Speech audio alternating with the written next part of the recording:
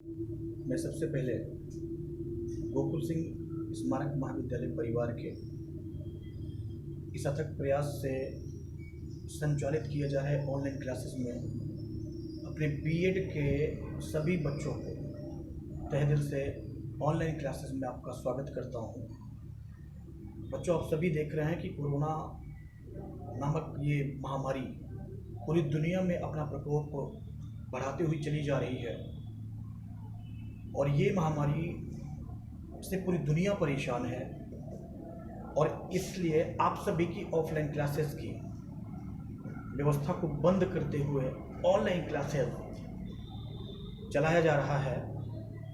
और आज की मेरी जो ऑनलाइन क्लासेस है बच्चों, वो है बीएड प्रथम सेमेस्टर। बीएड प्रथम सेमेस्टर के बच्चे ध्यान देंगे, मेरा जो सब्जेक्ट है आज की ऑनलाइन क्लासेस में वो है विद्यालय प्रबंधन एवं स्वच्छता।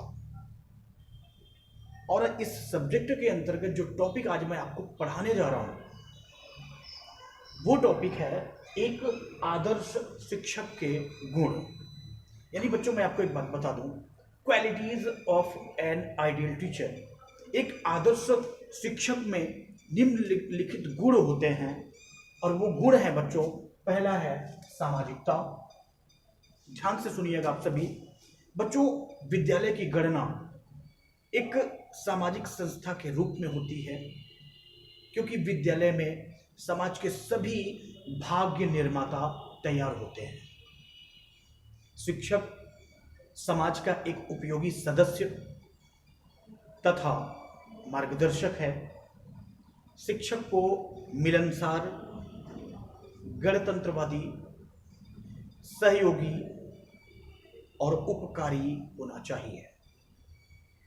ये सामाजिक कार्यों में उत्साहपूर्वक एक शिक्षक भाग ले सकें और समाज की सेवा करने का हमेशा एक जुनून होना चाहिए। समाज की सेवा करने को हमेशा एक शिक्षक को तैयार रहना चाहिए, तत्पर रहना चाहिए, जिससे जरूरत पड़ने पर, आवश्यकता पड़ने पर समाज का नेतृत्व एक शिक्षक ठीक ढंग से कर सके। और ये सभी ऐसा शिक्षक ही सफल, लोकप्रिय, उपयोगी व प्रभावशाली होता है। मैं आपको बता दूं बच्चों, नेक्स्ट है धैर्य व सहनशीलता। बच्चों, मैं आपको एक बात बता दूं, शिक्षक में धैर्य व सहनशीलता के गुण का होना अत्यंत बहुत ही जरूरी है क्योंकि धैर्यशील होने पर शिक्षक छात्र को विषय वस्तु समझ में न आने तक बार बार समझाएगा, परंतु धैर्य विहीन होकर के वह बिना कारण ही छात्र का अहित कर सकता है। धैर्य व सहनशीलता होने की स्थिति में शिक्षक प्रतिकूल परिस्थिति का सामना भी सहजता के साथ कर सकता है और वह छात्रों में भी धैर्य व सहनशीलता के गुण को विकसित करने में आदर्श का कार्य कर सकता है। बच्चों, ये तो हो गया धैर्य व सहनशीलता। नेक्स्ट है बच्चों, ध्यान से देखिएगा, मेरा तीसरा पॉइंट है व्यावसायिक दक्षता। बच्चों, मैं आपको एक बात बता दूं, आदर्श व उत्तम शिक्षक में व्यावसायिक दक्षता का होना बहुत ही जरूरी है, बहुत ही आवश्यक है क्योंकि व्यावसायिक रूप से दक्ष होने पर वह अपने विषय को प्रतिभाशाली ढंग से छात्रों तक पहुंचा सकता है। और एक प्रशिक्षण द्वारा शिक्षण में व्यावसायिक दक्षता, आत्मविश्वास, विभिन्न विधियों को व्यवहार में लाने की क्षमता का प्रादुर्भाव होता है। इससे शिक्षक के विभिन्न क्षेत्रों का ज्ञान भी सहजतापूर्वक हो जाता है। नेक्स्ट है बच्चों अध्ययनशीलता। मैं आपको एक बात बता दूं बच्चों, निरंतर लगातार अध्ययनशील बने रहना शिक्षक के उत्तम व आदर्श होने के लिए ये आवश्यक है, क्योंकि निरंतर अध्ययन करने से, लगातार अध्ययन करते रहने से एक शिक्षक को विषय की गहरी समझ हो जाती है और वो गहरी समझ छात्रों के हित में बहुत ही फायदेमंद होता है। और इससे क्या होता है, इससे शिक्षक में आत्मविश्वास व अंतर्दृष्टि विकसित होती है। बच्चों मैं आपको एक बात बता दूं, मेरा नेक्स्ट है 5 पॉइंट है, 5वां, सहानुभूतिपूर्ण व्यवहार। बच्चों एक बात आपसे भी याद रखिएगा, मैं आपको लेकर के चल रहा हूं इसी में ही। बच्चों ये जो सहानुभूतिपूर्ण व्यवहार होता है ना, वो मैं आपको बता दूं, सहानुभूतिपूर्ण व्यवहार शिक्षक को अपने शिष्यों के प्रति प्रेम व सहानुभूतिपूर्ण व्यवहार करना चाहिए। इस प्रकार के व्यवहार से एक शिक्षक छात्रों का विश्वास व सहयोग प्राप्त कर सकता है और कक्षा में अस्थायी अनुशासन दंड के बल पर नहीं, बल्कि प्रेम व सहयोग के आधार पर स्थापित किया जा सकता है। नेक्स्ट है बच्चों, नवीन तकनीकों का ज्ञान। बच्चों मैं आपको एक बात बता दूं कि नई नई टेक्निक है, नई नई तकनीकियां हैं, और ये नई तकनीकों का ज्ञान होने पर शिक्षक अपने शिक्षण में इन तकनीकों का इस्तेमाल कर सकता है। एग्जाम्पल मैं आपको बता रहा हूँ, जैसे smart board presentation, LCD projector. ध्यान से सुनिएगा, नई टेक्निक यानी smart board presentation, LCD projector, internet इत्यादि का प्रयोग करके बालक की अधिक से अधिक इंद्रियों को सक्रिय करते हुए शिक्षण को एक नई नई तकनीकों से जोड़ते हुए एक शिक्षक शिक्षण को बालकों के मस्तिष्क में अस्थायी रूप से भर देता है। नेक्स्ट है बच्चों, धर्म एवं जाति निरपेक्षता। बच्चों मैं आपको एक बात बता दूं, आप सभी याद रखिएगा, अगर हम धर्म एवं जाति निरपेक्षता की बात करें ना, तो मेरा मानना है कि वर्तमान में सांप्रदायिकता एक बहुत व्यापक समस्या के रूप में उभरी हुई है और जातीयता का जो स्तर है, वो जातीयता का स्तर तो और भी भयानक स्थिति में है।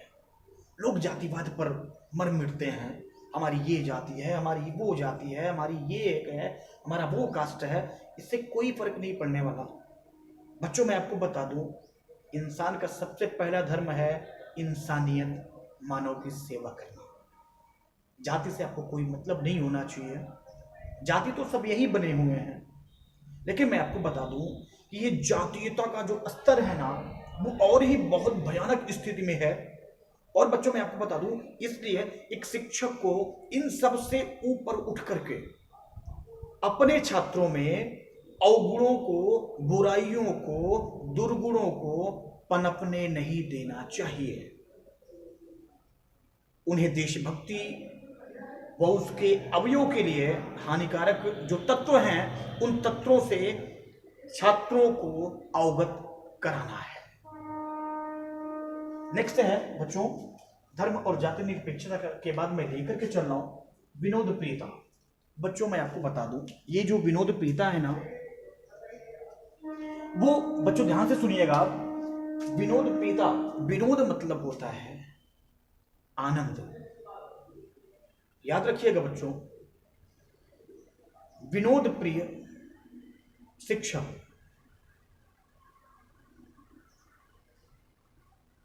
विनोद प्रिय शिक्षक का छात्रों व सहयोगियों के बीच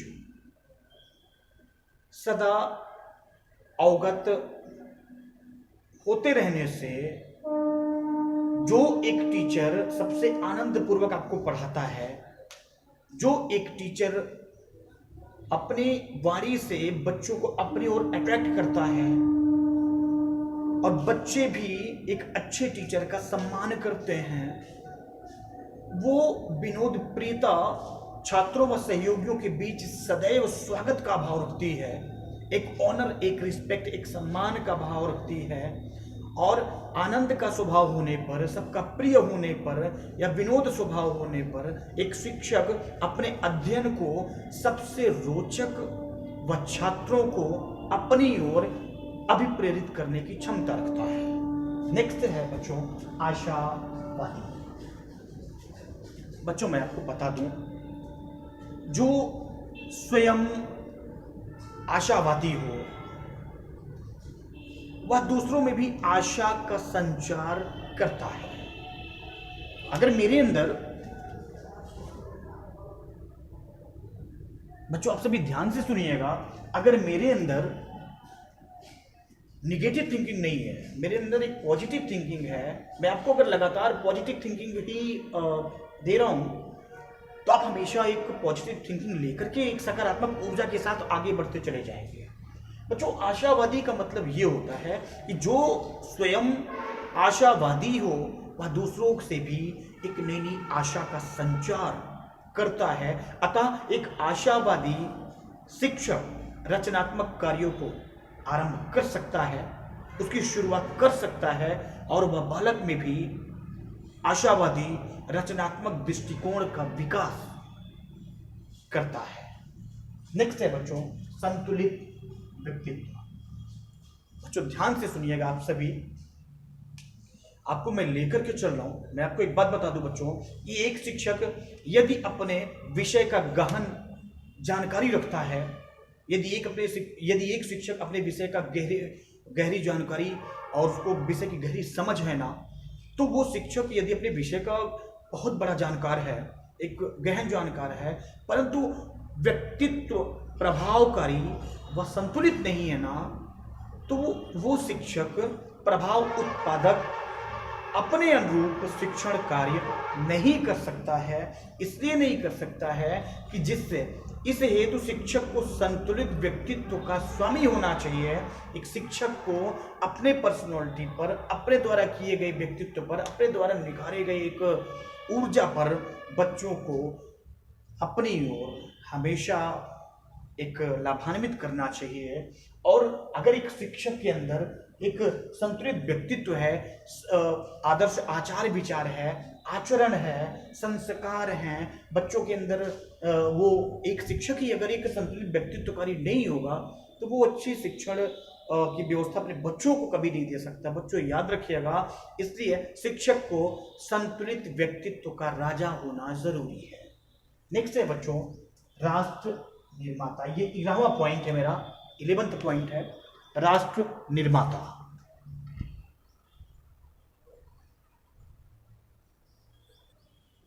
बच्चों मेरा नेक्स्ट पॉइंट है राष्ट्र निर्माता। बच्चों मैं आपको एक बात बता दूं, एक विद्वान के अनुसार आप मुझे थोड़े से उत्तम श्रेणी के शिक्षक दीजिए, मैं आपको एक अच्छा शक्तिशाली व सुदृढ़ राष्ट्र दूंगा। याद रखिएगा, एक विद्वान ने कहा था कि आप मुझे थोड़े से सबसे अच्छे यानी उत्तम श्रेणी के शिक्षक दीजिए, मैं आपको एक अच्छा शक्तिशाली व सुदृढ़ राष्ट्र दूंगा। और इसलिए शिक्षकों का राष्ट्र निर्माण में बहुत महत्वपूर्ण व निर्णायक योगदान होता है। नेक्स्ट है बच्चों समय पाबंदी। बच्चों याद रखिएगा, मैं आपको एक बात बता दूं कि एक शिक्षक को हमेशा टाइम का पंक्चुअल होना चाहिए। बच्चों इससे ये होता है ना कि एक शिक्षक अध्यापन कार्य शुरू करते हुए अपने समय पर आवश्यक रूप से कंट्रोल रखे, नियंत्रण रखे। समय पर नियंत्रण ना होने की स्थिति में शिक्षक समय के अंदर अपना पाठ समाप्त नहीं कर पाते, ऐसा बहुत ही दुखद व छात्रों के लिए अहितकर है। और एक सफल शिक्षक ऐसा कभी नहीं करेगा। वह निश्चित समय में अपना एक शिक्षण कार्य करता है।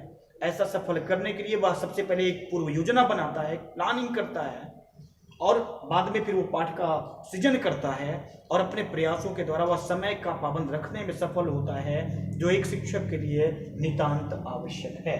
नेक्स्ट है बच्चों, याद रखिएगा 13वें पॉइंट पर है निष्पक्षता। बच्चों मैं आपको एक बात बता दूं, एक शिक्षक को हमेशा